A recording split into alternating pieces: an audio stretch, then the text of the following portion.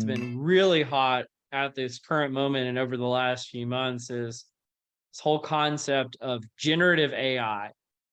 How do you see generative AI playing a role in the future of people analytics? And I know kind of offline, you and I have chatted about this because I've got an article coming out that'll be out by the time this podcast is live about the Inquisitor and the change agent. But can you talk about the future of people analytics in relationship to generative AI?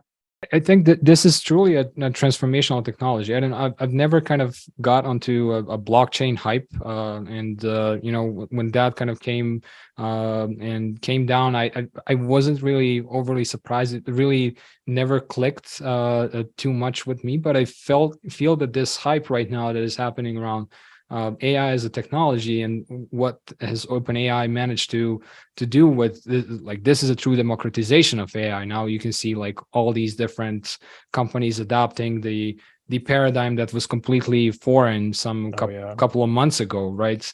And I think the impact has been tremendous, and it's just going to become more and more the way, like a different way of how we interact with data and how we interact with internet down the road, right? So I think it's irresponsible not to look into a company and your company, for example, if you're a founder, and not think about this new technology. Like the way I think it's going to help us in the people analytics space is, you're going to have the GPT and, people analytics GPT for transforming how, like my first use case that came to mind was, how do you transform the UX of people analytics stakeholders, right? How do you create this people analyst in a box?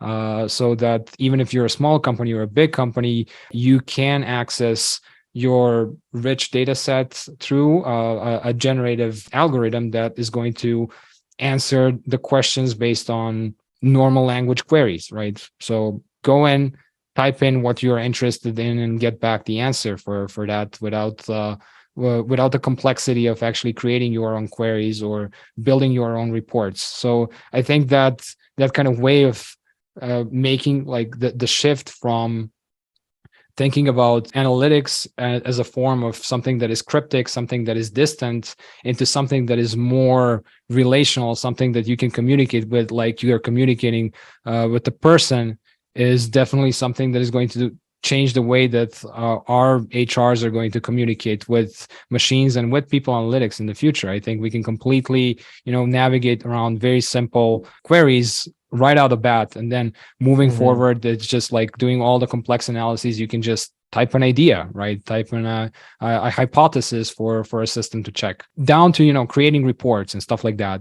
It can be, again, a very simple request and in a sentence format that can return back the results. Not to mention like just going into web and just like feeding, ChatGPT might not be the best one for a very specific domain knowledge, but if you train this model on a specific set of research papers, if you train it on HR blogs that are relevant and similar, you can get back also prescriptive analytics that are just based on not only your data insights, but the general benchmarkable data. And I think this is incredibly exciting. This is something that can only get better with time.